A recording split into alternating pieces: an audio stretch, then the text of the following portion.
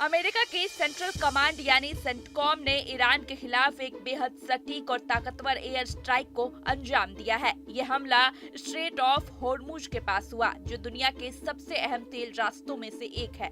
जानकारी के मुताबिक यहाँ ईरान की रिवॉल्यूशनरी गार्ड ने अपनी एंटी शिप मिसाइलें छिपा रखी थी, जिनका इस्तेमाल समुद्री जहाजों को निशाना बनाने के लिए किया जा रहा था। पिछले कुछ दिनों में तेल टैंकरों पर हमलों और रुकावटों की खबरों के बाद अमेरिका ने ये बड़ा कदम उठाया। सेंटकॉम ने दावा किया है कि जिन ठिकानों को निशाना बनाया गया वो बेहद मजबूत बंकर में बने हुए थे, लेकिन अमेरिकी हमले में उन्हें पूरी तरह नष्ट कर दिया गया। इस कार्रवाई को सीधे तौर पर समुद्री रास्तों की सुरक्षा से जोड़कर देखा जा रहा है। इस हमले की सबसे खास बात है कि इसमें इस्तेमाल हुआ 5000 पाउंड का बंकर बस्टर बम GBU-72। ये बम सामान्य बमों से बिल्कुल अलग होता है। जहां आम बम जमीन या सतह पर गिरकर फट जाते हैं, वहीं बंकर बस्टर पहले गहराई तक घुसता है और फिर अंदर विस्फोट करता है। यही वजह है कि मजबूत कंक्रीट, स्टील और जमीन के अंदर बने ठिकाने भी इससे बच नहीं पाते। रिपोर्ट्स के मुताबिक इस बम का वजन करीब 2268 किलोग्राम और इसे खास तौर पर गहरी और सुरक्षित सैन्य साइट्स को नष्ट करने के लिए डिजाइन किया गया है। अभी ये साफ नहीं है कि इस हमले में कौन सा फाइटर जेट इस्तेमाल हुआ, लेकिन संभावना जताई जा रही है कि F-15E, F-35 या फिर स्टिल्थ B-2 बॉम्बर का इस्तेमाल किया गया होगा।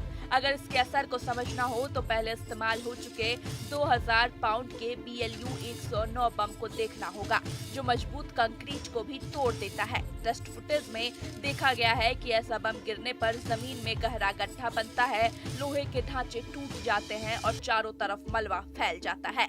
अब GBU-72 उससे कहीं ज्यादा भारी और ताकतवर है, ऐसे में इसका असर भी ज्यादा विनाशकारी माना जा रहा है। सैन्य विश्लेषकों का मानना है कि एक ही सटीक हमले में पूरी मिसाइल साइट को खत्म कर देना अमेरिका की तकनीकी बढ़त को दिखाता है। इसका सीधा असर ये होगा कि ईरान के लिए उस इलाके से जहाजों पर हमला करना फिलहाल मुश्किल हो जाएगा।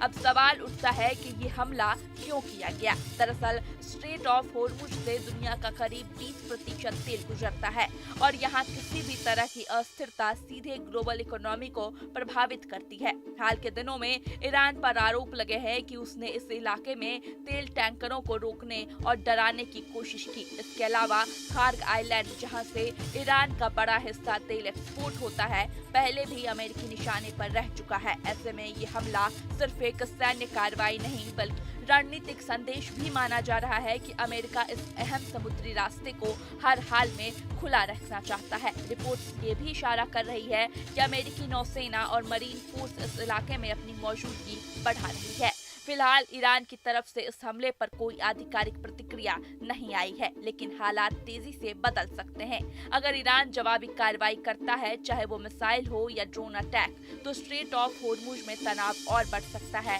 इसका सीधा असर तेल की कीमतों पर पड़ेगा और पूरी दुनिया में महंगाई बढ़ सकती है। दूसरी तरफ अमेरिका ने 5000 पाउंड के बंकर बस्टर का इस्तेमाल करके साफ संकेत दे दिया है कि अब कोई भी गुप्त या सुरक्षित ठिकाना उसकी पहुंच से बाहर नहीं है।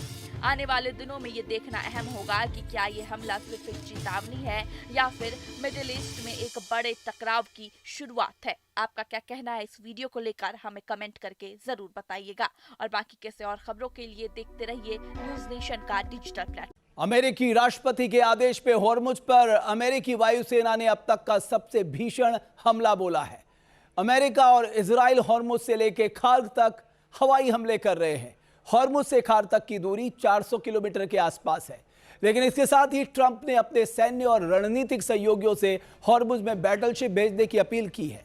ट्रंप का कहना है कि जो देश पर्शियन गल्फ के देशों में ऑयल और गैस इंपोर्ट करते हैं, वो होर्मुज से गुजरने वाले अपने कार्गो शिप्स की सुरक्षा का इंतजाम खुद करें। लेकिन अमेरिका को नाटो समेत दूसरे सहयोगियों से बेरुखी नसीब हुई है। करीब करीब हर देश ने ईरान युद्ध में दखल देने और होर्मुज में युद्धपोत भेजने से साफ मना कर दिया।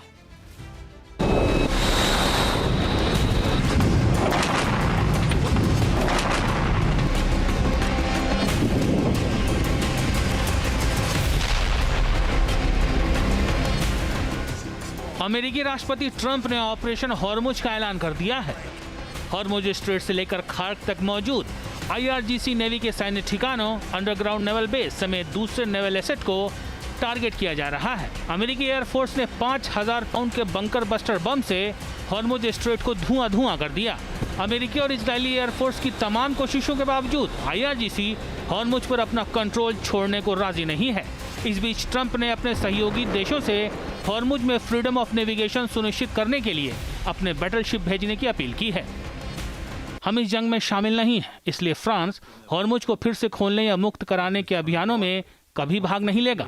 ईरान के साथ बातचीत करना और तनाव को कम करना जरूर होगा और ये मौजूदा सैन्य अभियानों और बमबारी से पूरी तरह से अलग होना चाहिए। जाहिर है हॉर्मुज में युद्धपोत भेजने और सैन्य मदद के मुद्दे पर अब फ्रांसीसी राष्ट्रपति के इनकार से ट्रंप का मूड बिगड़ गया है। इससे पहले साउथ कोरिया, जापान, इटली और ऑस्ट्रेलिया हॉर्मुज के मुद्दे पर अमेरिका से दूरी बना चुके हैं और अब फ्रांस ने ट्रंप को आईना दिखा दिया है। स्पेन ने भी हॉर्मुज के मुद्दे पर अमेरिका को किसी भी तरह की सैन्य मदद देने से साफ इनकार कर दिया है। ईरान के खिलाफ युद्ध गैर कानूनी है, जिसमें 160 बच्चों की जान चली गई और अब हॉर्मुज स्ट्रेट में संकट मंडरा रहा है। ट्रंप का समर्थन करने वालों पर शर्म आती है।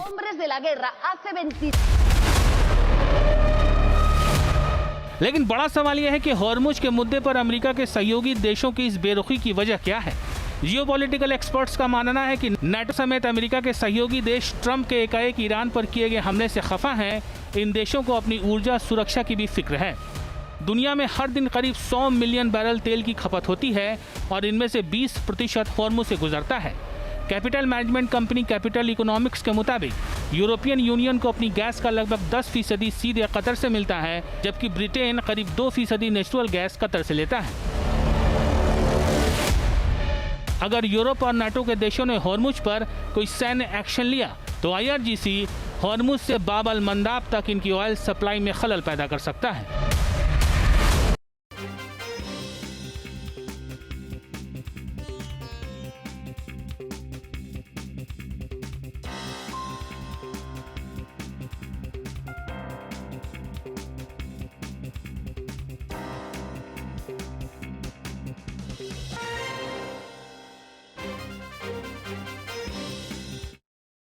आपके मोबाइल पर तुरंत आएगी ब्रेकिंग न्यूज। स्क्रीन पर सबसे पहले दिखेगी बड़ी खबर।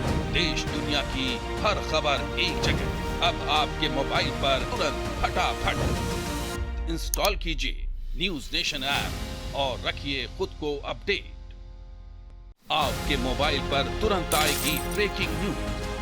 स्क्रीन पर सबसे पहले दिखेगी बड़ी खबर। देश दुनिया की हर खबर एक जगह। अब आपके मोबाइल पर तुरंत फटाफट इंस्टॉल कीजिए न्यूज नेशन ऐप और रखिए खुद को अपडेट।